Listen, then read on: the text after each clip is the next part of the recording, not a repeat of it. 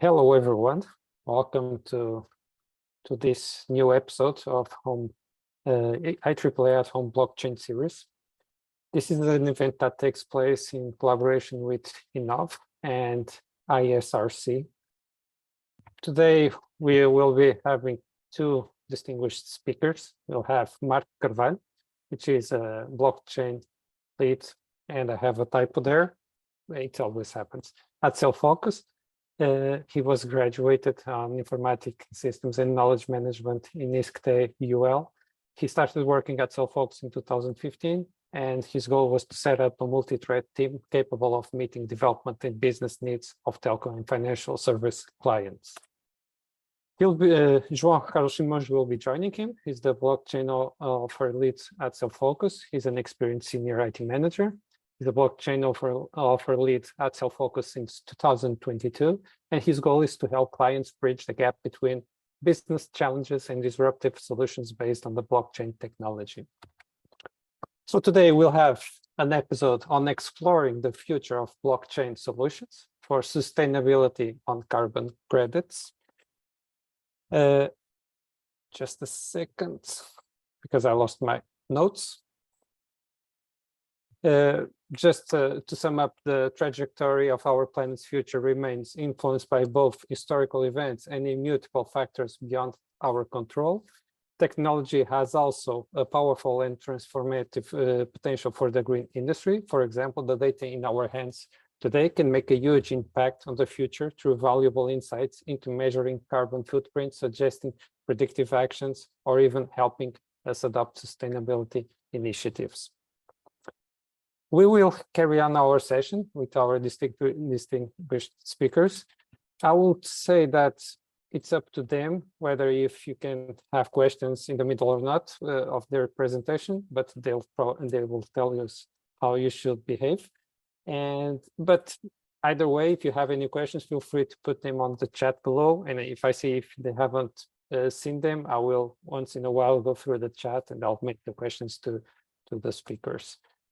So in the end, we'll have, I have a little survey that I want to share with you. So if it's really quick, you can answer it in 3 minutes top. And you have the opportunity to request an attendance certificate for this session also. And the data you need on the attendance certificate will be shown also in the survey. So feel free just to answer it to get the certificate for this. With no further delays, Marco and João, the stage is yours, so feel free to start sharing. I think you have the possibility to do that. I'll stop mine. Okay, thank you, Nuno. Thank you very much. Good afternoon to you all. Let me try to share my screen. Hopefully it will work. Yeah, should be seeing the presentation as we speak. So we're not. At least I cannot see it yet. Maybe it's in the way here. Let me just, okay. Can you see it already? Yes, now it's working perfectly. Okay, Thank great. you. So thank you for your time in joining us today.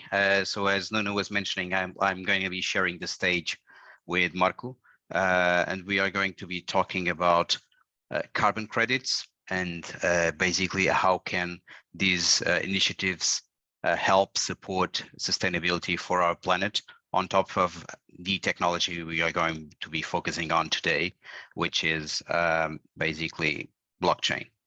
Okay, so the motto for today is how can a blockchain powered platform help save the planet and at the same time decarbonize the economy. So I'm not going to be delving onto presenting ourselves. Nuno already did that. Thank you very much. So I'm going to be diving in straight to the actual presentation. Okay, so let's start by understanding how we can offset our carbon footprint. So first of all, I think climate change today is now something that we all understand as an undeniable truth. So it refers to the long-term shifts in temperatures, weather patterns. We've seen it all across the globe, more emphasizing of the more recent times, and each day we get news about how the planet is warming and new records are being set. And even though these shifts may be natural, such as variations through the solar cycle, since the 1800s, human activities have been the main driver of climate change. And this is primarily due to the burning of fossil fuels like coal, oil, and gas. So many people think climate change mainly means warmer temperatures, but temperature rise is only the beginning of the story, because the Earth is a connected ecosystem, which everything is influenced by others. The consequences of climate changes now include rising temperatures because of the emissions. So then you have wildfires, droughts, water scarcity, then rising sea levels leading to flooding, the melting of polar ice, and even catastrophic storms and declining in biodiversity. So in the end, we may be at risk as a species in the entire ecosystem as well. And we can, of course, try to pay the bill now, or the more we wait, the greater this bill will become in the future. So climate action requires significant financial investments, both by governments and by businesses. But the opposite, which is climate inaction, is vastly more expensive. So one critical step is for the industrialized countries to fulfill their commitment to provide, for instance, $100 billion a year for developing countries, so they can adapt and move towards greener economies. And within that context, climate change is a global emergency that goes beyond national borders. It is an issue that requires international cooperations and coordinated solutions at all levels. And to tackle this climate change, you of course have heard about the UN Climate Change Conference that took place in Paris in 2021, that reached to breakthrough since the 2015 conference by setting this historic Paris Agreement. So this agreement had three underlying principles. The first one was to substantially reduce the global greenhouse gas emissions to limit the global temperature increase in this century to 2 degrees Celsius. So that's the first one. The second one is providing financing to developing countries to mitigate this climate change. We already discussed this, strengthen their resilience and enhance their abilities to adapt to climate impacts. And finally, of course, review the commitments of each and every country every 5 years. And as an example, and as required by the agreement, the European Union submitted its long-term emission reduction strategy and updated climate plans before the end of 2020, pledging to reduce emissions by at least 55% by 2030 when compared to the 1990 levels. So it's also worth mentioning that the EU wants to be climate neutral or carbon neutral by 2050. So the EU really wants to become an economy with net zero greenhouse gas emissions. And this objective is at the heart of the Green Deal for the European Union and in line with the European Union's commitment to global climate action under this agreement. And by the way, they are not the only ones. In 2020, China, which is the world's biggest emitter, pledged it would reach carbon neutrality by 2060 as well. So moving more slowly or faster, everyone seems to be committing themselves towards decreasing the level of greenhouse gas emissions to the atmosphere and helping the planet becoming greener each day. And from the corporate perspective, some big corporations are also taking part of this revolution.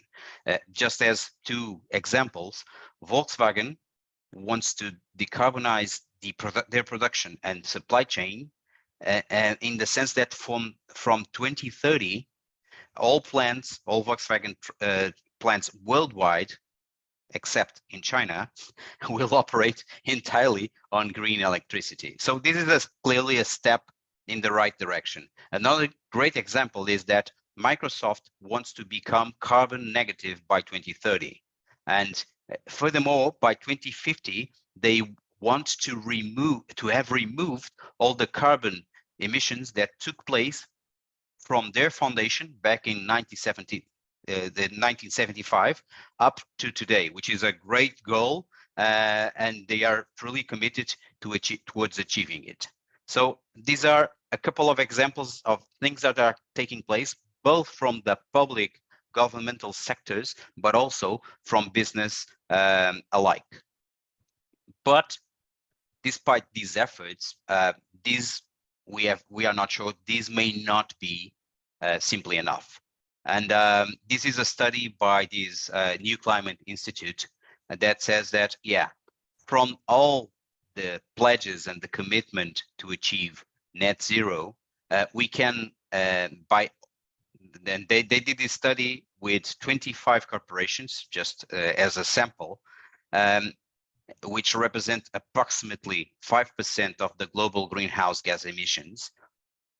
All the 25 companies assessed in their report a pledge to some form of zero emissions. So they want to become carbon neutral by a specific date and time. But only 3 of the 25 companies clearly had a plan to fully commit to deep decarbonization of 90% of their full supply chain.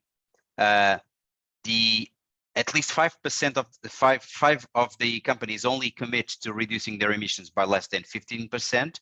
And the details that some of the companies, the rest of the companies provided, were simply insufficient to understand how will they achieve this pledge of carbon reduction they are committing to.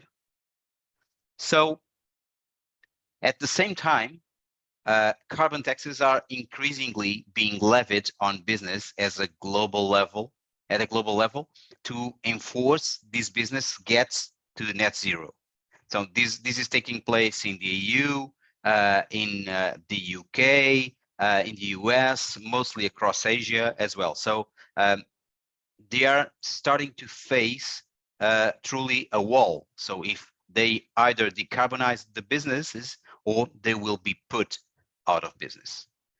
And in a sense, how can businesses tackle this topic, which is not easy to achieve because maybe some of the emissions are under their control. They can tweak some toggles and rotate some buttons left or right, but some of the emissions they have today in terms of scope are coming from their supply chains and from the way they are doing businesses. And they can try to influence these third parties and these partners, but how will they be able to achieve the goals they are committing to? From our perspective, this leaves carbon credits as one of the most viable solutions to offset these emissions and avoid taxes, at least in the shorter term. Carbon credits are certificates that represent quantities of greenhouse gases that have been kept out of the air or removed from it. So when the number of offset credits retired in combination with other decarbonization activities equals the amount of carbon emissions released, a company may be considered carbon neutral. So this is an effective alternative to assist companies and businesses reach the level of neutrality or even becoming carbon negative by the time they want to be. And McKinsey estimates that in 2020, the buyers retired carbon credits for some 95 million tons of carbon dioxide equivalent. So that would be more than twice as much as it was in 2017.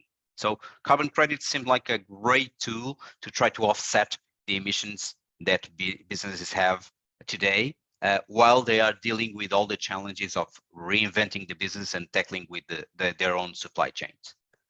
So the demand, while these carbon credits have been in use for decades, the voluntary market for carbon credits has grown significantly in recent years.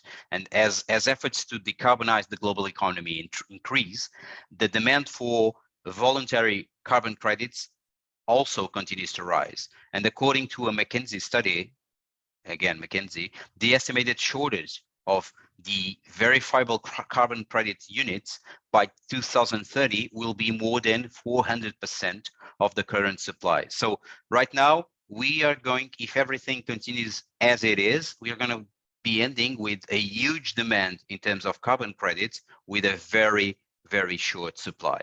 So, but however, several factors could make it challenging to mobilize the entire of the potential supply and bring it to the market, like ensuring credit supply exists both in volume but also in the desired quality. Okay, so both the regulatory and voluntary marketplace complement one another in the professional or also in the personal world, and they also make the pool of buyers more accessible to farmers, ranchers, landowners, and many others, those whose operations can often generate carbon offsets for sale. And these certified tokens for carbon credits are issued as an indirect product of their daily operations, allowing for businesses in need to compensate emissions to easily acquire them. So if you look at all these types of businesses, they can either reduce emissions or help capture and do carbon sequestration on the soil.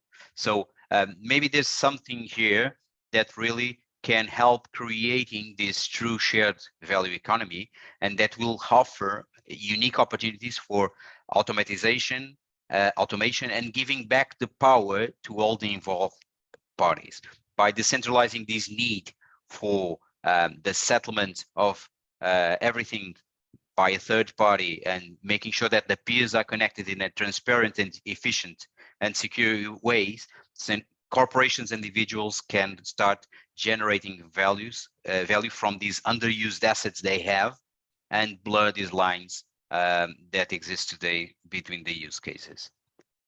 So both the regulatory and voluntary markets require an effective trading system, which is simply not available today.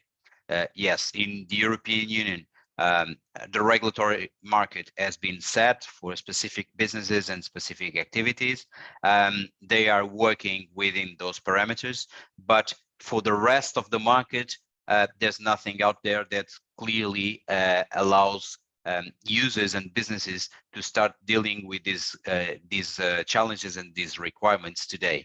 So companies may choose to invest in credits anywhere in the world, and there is no binding regulations around how many they must purchase and how many, at least in the voluntary market, and how many make sense for each specific business. So today, to buy these offset, they purchase it directly through a certifying body or any of the many registries that are available, leading to long and complex procurement processes.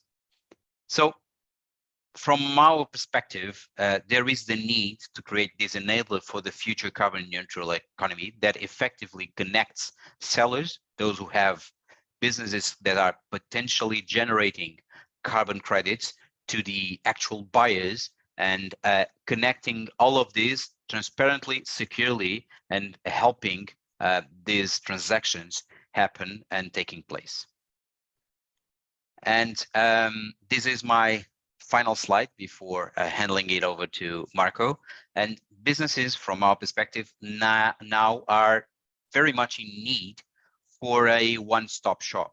They want to easily perform these trading activities on top of carbon credits. But for that, without having a common set of standards, corporate credit purchases end up bearing the burden of having to do due diligence for all the transactions that take place. And they're often left to develop their own criteria, hindering confidence in investments, as well as on the ability to track the outcomes, as each business is doing their work mostly in isolation. On the other hand, these environmental project owners and developers, the verifiers and the registries who are seeking to create, process, and issue these credits are based on evidence-backed claims, and they right now have relied on processes that are complex, time-consuming, and very expensive. So as a whole, the asset lifecycle process for carbon credits is right now prone to inefficiency and inconsistency in claims, and participants face specific drawbacks like the time it takes to initiate the credit generation, the siloed creation of credits themselves. They have a hard time evaluating the issued credits for quality, and because they don't clearly understand what are the sources, are they reliable and certified. So these there needs to exist a hassle-free experience for this, where business can initiate these processes with finalizing with the initial fulfillment of their needs, and they can run it anytime, anywhere across this shared value ecosystem. So how much easier would life be for participants if such a trading platform existed? So over to you, Marco. Thanks, João. Hello, everyone. So I'm going to talk a little bit an exercise that we did regarding what kind of technology could help us solve this problem that João talked a little bit about. And surprisingly, we came within blockchain. Beside all the myths regarding energy consumption, being not efficient, throughputs and stuff, we end up with a bright solution to try to solve this problem that I'm going to try to explain right now. So the first of all, having all the requirements that João just talked about, how could that be translated into real business requirements? So, and we find out a couple of topics that we need to address to make sure that we are going to the problem and solving it. So the first one is regarding standardization of what is a carbon credit. Surprisingly, today, what happened is that if a company wants to buy one VCU, verified credit unit, or 100 VCUs, they need to go to one or more platforms. And between all those experiments in those platforms, comparing the VCUs are not easy because they are not standardized. The taxonomy, it's not the same. And even the quality of the VCUs could not be the same. So first of all, we need to understand that the VCU, what we understand by a carbon credit unit, needs to be standardized. Next relates with the automation. So as João was mentioning, imagine that we have a project that is creating VCUs or trying to create VCUs. Imagine that we have a florist in some acres, and every day the florist is just not generating one VCU. They are sequestrating carbon, of course, but it's a process that will take some time until that sequestrated greenhouse gas emission became a VCU. So we need to have all that process as automated as we can to make sure that we are tackling and getting all the needed data to issue then a VCU. The third requirement that we got relates with how can we get a right tracking and the provenance of the data and the liability of the assets that we are creating, in this case, the VCUs. So we think that with the help of IoT devices to right track and measure each different project, that could be a florist, some agriculture project, or something related with energy, we think that we need to have in place the right devices and the right ways to measure data. The fourth requirement it's about certification and storage. So having all the data, it's not enough. Today, there are a couple of entities that certify the VCUs, and we need to have that in place. It's important to make sure that we are doing the right job, that we are not creating some scams or fraudulent mechanisms to creating these VCUs, and have some anti-laundry money mechanisms in place to make sure that we are not double selling, double counting, and everything around it, and also have a specific place to store it that will be secure and will help us out on the requirements. And the last one, as João mentioned, we believe that we need to have a place where the supply and demand could be matched, not only to be easy to the people to create or to buy the VCUs to do their offsets, but also because the demand will be so high that if we have a place where we can see the demand there is for the VCU and see the price increasing, we can try to incentive the suppliers to create more projects and to create more VCUs. So it's not only about the business, it's at the end of the day, it's what you want to trying to do, it's reduce the greenhouse gases as much as we can to save the planet, right? So looking to the demand, we can create more supply. And these were the basic business requirements that we got. Technically speaking a little bit, I don't want to go to every topic, but to be very clear. So we need to define standardized assets to represent what we want on the digitally, right? We have to create as automations as we can since the origin of the data, and also create the all automation within the projects around the VCUs to be easier to everyone to manage, to buy and to sell. We want to have a clear transparency in terms of consumption and production, but also monitoring every time, every reporting and every management in place. And of course, the ultimate goal is the traceability of the asset that we are creating. In terms of the certification and storage, we are saying that we need to have a process assurance in place, immutability of the data, and have an accountable and certified registry of what's going on. Sorry. And the last one about the marketplace is that we are trying to create a transparent economy of information. We are not trying to get someone to fulfill their pockets. We are trying to save the planet overall and want to be as transparent as we can with the immediate payment to fulfillment and reducing the reconciliation as much as we can to be easier for everyone to participate in this marketplace.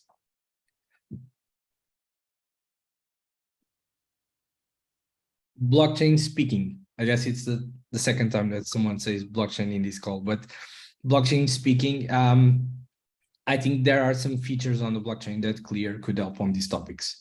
Smart contracts, specifically NFTs, tokens, and other ones that I will talk next. The concept of identities and the ledger itself regarding immutability. Immutability will be really important to help us get into these requirements. On the next slide. The thing is, we are already building it. We are not alone. I'll talk about it later. What we are trying to do is have three different sides of it. So the first side is about the demand. So how can we tackle the demand? So imagine that you have an entity, a company, whatever. We need to have in place devices, right data, tracking your carbon footprint. That's the first side, okay? And just to be clear, this is not only a project related with blockchain. There is a lot of things going on here. It's IoT, big data, AI, ML. So there is a lot of things that constitute this project itself. So as I was saying, creating the demand. So we need to have a clear carbon footprint to understand if I need to offset or not. Probably I will not be zero, but my goal should be there or under zero, right? So demand, that's one side of the problem. On the other side, as I said before, projects, we need to make sure that we also have in place the right devices, tracking the right data to help the producers creating their VCUs and issuing in the blockchain in this case. So demand, supply, what's missing is exactly the marketplace, right? So we believe that we can put everything in one place, in one platform, to be easy to everyone to trade this kind of assets. And there are like, I'll talk about 3 different perspectives, but there are more, of course. Imagine that you are managing a city, and one of our partners is Câmara Municipal de Cascais, for example. Imagine that Câmara Municipal de Cascais wants to track the industries or the population or the carbon emissions that are going on in their region. Of course, their goal is to be more green, so they could put in place synergies with the population. They could create something like, I will reduce some tax if you become net zero and so on, that they could have a look at the platform, at the data, and create regulation in that sense. Imagine then in the industry perspective. Imagine that, like John said, Volkswagen has a power plant and they want to not only see the carbon footprint to buy or not VCUs, but also they should be able to reduce their emissions using AI, using data. They could see and optimize the process as long as they want. The third perspective is about governmental and regulatory. So imagine that this could be a platform used by everyone in Portugal or other in Europe, for example. The government could have a clear look with accountability, with timely slots of data about what's going on, what are the emissions, and what regulations and incentives they could put in place to help people to be more green and have a complete transparency about that. So these are some of the perspectives that we have for this platform. As I said, we are building it with some partners. Some of them, they are already public. So Câmara Municipal do Fundão, Câmara Municipal de Cascais, Nova SBE, ESTID, and Instituto Superior Técnico. They are helping us out building this vision. And this was a project sponsored by the Portuguese Republic around PRR, Programa de Reconciliação e Resiliência. I'm always forgetting the name. Recuperação e Resiliência, almost there. So under the EU, so it's already going on. On the next slide, and I only have a couple of few slides left. So, so in terms of blockchain, what are we really talking about? And I will start on the right side, identities. As João was mentioning, and me, there's a lot of identities that needs to be represented in this kind of platform. There are projects, the owners of those projects, the devices that are tracking data and stuff, the certification authorities that need to look at the data, the buyers, the sellers, the producers. So there are a lot of identities that need to be represented on this ecosystem. On the left side, talking smart contracts more generically, because NFTs and tokens are also smart contracts, but in terms of smart contracts, you need to build things to record the data collection, to creating automation and pipelines for the VCUs, and of course, keeping the transactions and the balances. The ledger will by default doing it. And in terms of NFT and tokens, the sequestrated carbon, for example, could be an ERC20, for example, and the VCUs could be issued as an NFT. So there are several examples of how we can use blockchain technology to handle the requirements that we said before. On the next slide, and of course, there are some challenges inherent, right? So we all say that blockchain is a very mature technology by now, but there are some challenges translating it from the real life to the digital world, and some of these came from example in the form of standards. For identities, what kind of standards can we use? Would they fit the purpose? Should we write a new one and propose a new standard? The same for the VCUs. At least as we know today, there is no ERC or digital representation for the VCUs. So it's something that we need to build from scratch.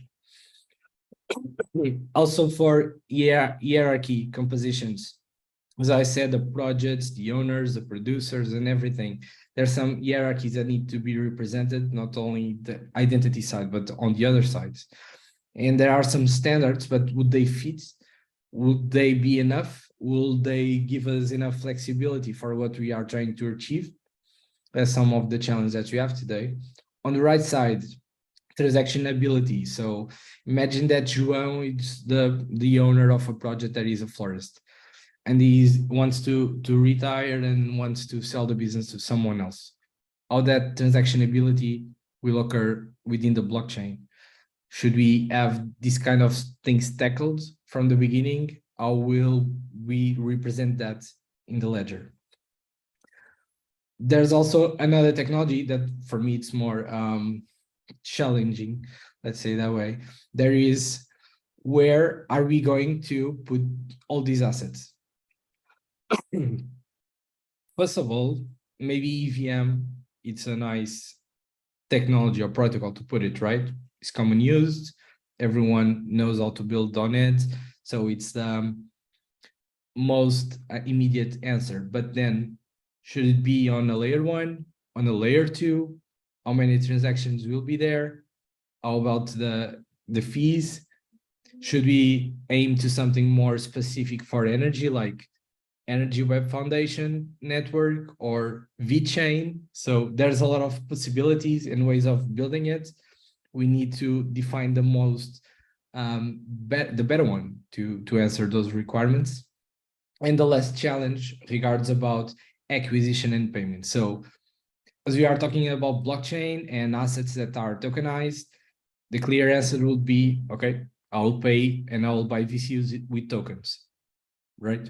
I guess it's the most immediate. But then we are talking about everyone wants to use it. We want everyone to use that platform.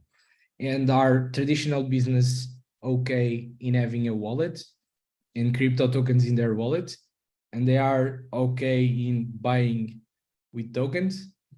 So maybe we need to be inclusive, keep our minds open, and have more different methods of payment to be onboarded on the platform. So, sorry.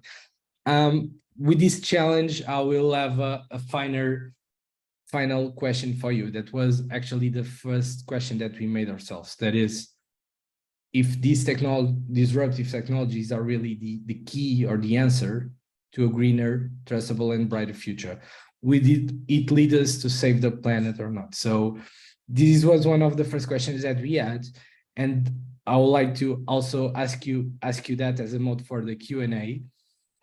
But before we go there, I have only 2 more slides just to be very quick on that. That is, talk a little bit about self-focus and what we do. So self-focus used to be a joint venture between Vodafone Portugal and Novabas Group. Today we are fully owned by Novabas, and we deliver projects end-to-end. So we have more than 2K people around the globe, from analytics to front-end, UI UX, blockchain, and you name it. We have office in Lisbon, Oporto, Düsseldorf, Newbury, Dubai, Eindhoven, Amsterdam, Maastricht, and Cairo. We have a delivery center that opened very recently in Egypt to address the Middle East. So our presence is majorly on Europe and Middle East. And in 2021, we had a solid turnover, 105 million. Then I guess it gives you an idea about self-focus and what we do and who we are.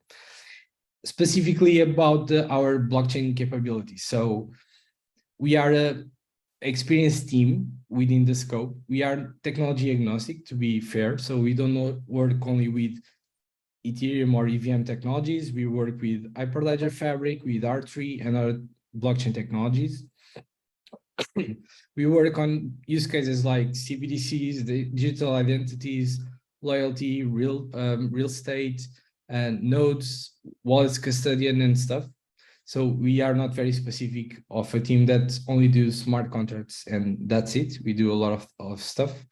We had, I'll say, a big portfolio by now. We delivered some projects already around these topics that I told you right now. And I would like to say that our mission is to help our clients that are majorly enterprises doing the move from Web 2 to Web 3. And we are here to help them on that road. And with that, I finished my presentation. As Nuno was mentioning, we have a Q&A slot if you want to ask us anything. And I guess we already have some. Yes, you already have some questions. Yeah. And thank you all. Thank you, Nuno, for the invitation. Okay, you're welcome. And thank you for the presentation. Maybe we'll move on to some Q&A. You already have one, so feel free to read it on the chat. And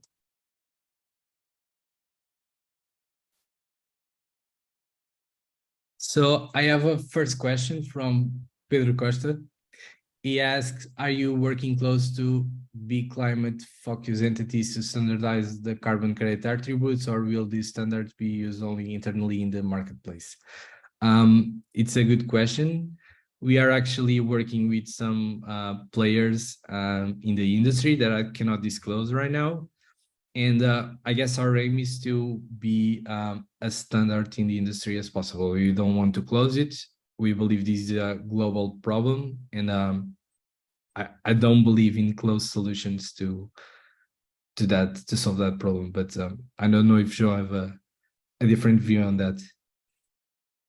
No, I think you are right. So we want to be as inclusive as possible within the solution we are aiming for. And we really do not believe that we will be able to define all of this just alone, locked out in a basement or something. So we need to interact with the best entities that can provide us advice and has the most experience in each of the fields regarding this solution as possible. And from that, I think the solution will be stronger and will be more generic and also able to encompass a greater scope than us just doing our work and trying to define things based on a simple set of requirements. okay, thank you. By the way, if people want to talk to you about this or give some opinions or exchange some ideas, they can contact you by email or by LinkedIn, right? Sure. We will be sharing this presentation at the end with you, Nuno, and we have added at the final slide of the presentation, we have added our contacts. So you have our emails, and both our emails and LinkedIn. So you can feel free to interact with us, reach out, and we'll be more than glad to have a word with you on this topic. Okay, thank you. That's really nice to hear. So any other questions? I must say that the topic is really interesting, and I could put several questions, but I'll start with the first one, which is a little bit provocative, because we all know that blockchain leads to a lot of energy consumption. So how would this platform be carbon neutral? We were really not expecting that question. But that's a good one. It's something that people that are building sometimes a platform don't think about it, that this is a business and this also needs to be carbon neutral at the end of the day, right? Yeah. So I would say buying VCUs, but I don't also believe that's the ultimate answer for that, because that's the easy way, and nobody, at least we don't want to go on the easy way. So we need to try to be efficient in the processes. We need to be as efficient as we can, not only with the work that we are doing, but also with the suppliers, with the providers, with the way we do code. We need to be efficient as we can to reduce emissions. And also on the choices we make around the technology that is going to be supporting this. So as you probably know, I would say the majority of networks are moving or have moved from the proof of work, that it was the mechanism for consensus that took a lot of energy, and well, in terms of, I would say that in the environment was not gaining huge benefits from that into something that is simpler in terms of the approach. So right now we have Ethereum with proof of stake. So and the energy consumption decreased by 99%, which is great. And this is also something that we need to take into consideration, not only because of the underlying costs of running the platform, but also of the energy that it's going to be taking to just support the entire ecosystem. Exactly. At the end of the day, it's a matter of decisions and choices, right? We can choose to be more greener, taking some kind of decisions, and we want to take the right ones. Yes, but this is a stake between all the stakeholders. So it's not just up to one person. It's for everyone involved in the process. So I guess most people will be motivated into making this greener or carbon neutral, but there's always a chance that might escape, or people might prioritize other issues. Okay, so thank you for the answer. I don't know if anyone else wants to make a question to either João or Carl or Marco. No. So I guess if we don't have any more questions, let me just share my screen for a little bit. It's going to be really quick. I would like to thank everyone involved, especially Mark and João, who shared their thoughts with us. I hope you have enjoyed this. So we try to take these sessions to you at home or anywhere, so it's easier for you to become part of it. If you want to enhance these sessions, or if you wish an attendance certificate, please take our survey. We have the URL here, and you have a QR code. So feel free just to lift your phone and go through the QR code to answer the survey, which is actually really simple. I'll just leave the slide here for a little bit so that you can use it. We will be having some more sessions in September, October, November, and you will actually be involved in it. You will have access to those announcements, and I hope to see you all in a few days on another session. So once again, thank you, João and Mark, for this wonderful presentation. I think we'll be talking in the future probably, or you'll be back. At least I think everyone here would like to know what's in which point are you in 6 months. So maybe we'll run this over again to see how it worked, and hope to see you all in a future event. Bye for now, and see you. Bye-bye. Thank you for the invitation. Everyone. Thanks. Bye-bye.